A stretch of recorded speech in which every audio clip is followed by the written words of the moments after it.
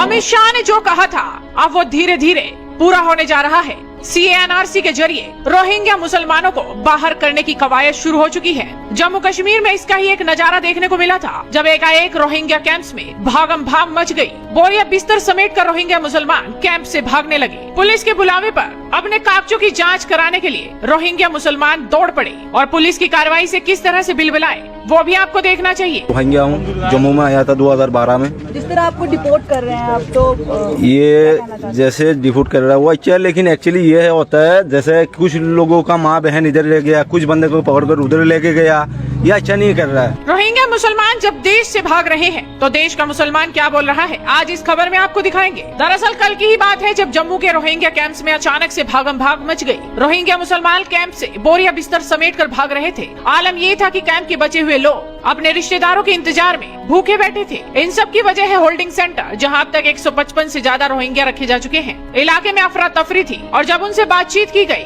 तो रोहिंग्या क्या बोल रहे थे आप खुद ही सुन लीजिए।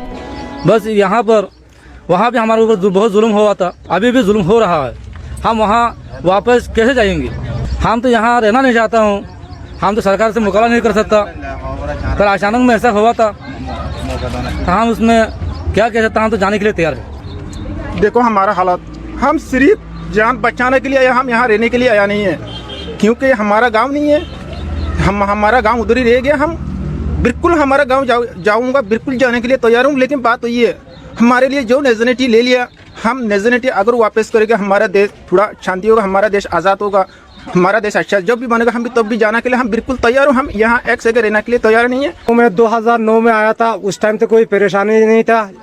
अभी इस टाइम कल 2 दिन से ये परेशानी और घर से सो नहीं पा रहा हूँ। यहाँ पे भागना वहीं जा रहा हूँ, इधर जा रहा हूँ, पुलिस दौड़ाते जा रहे।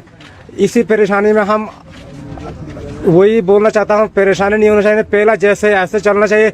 इस तरफ ऐसा कैसा हुआ, हमें हर बंदे को, हर बुजुर्गों को परेशानी हो रहा है, भाई बहन को परेशानी हो रहा है। ये तस्वीरें मानवीय जरूर हैं, इनकी आंखों में आंसू हैं, लेकिन चौंकाने वाला पहलू ये है कि जम्मू कश्मीर में सबसे ज्यादा संख्या में रोहिंग्या मुसलमान बसते हैं और अगर इन्हें बाहर नहीं किया गया तो खतरा देश को जरूर होगा, क्योंकि अमित शाह ने पहले ही साफ कर दिया था कि घुसपैठियों को निकाल बाहर करेंगे। जो कहते हैं वो करते हैं। हमने CAA का कानून पारित किया है।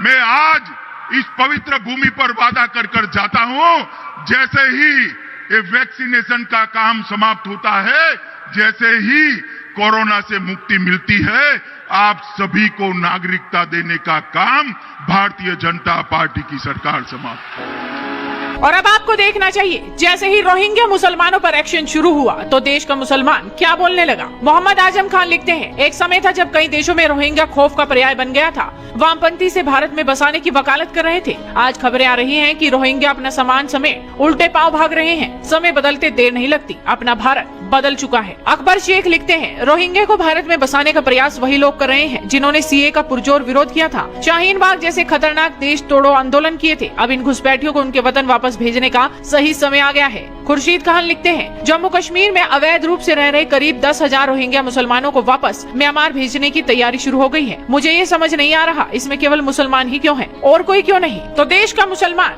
यही बोल रहा है कि अब वक्त बदल गया है, देश बदल चुका है।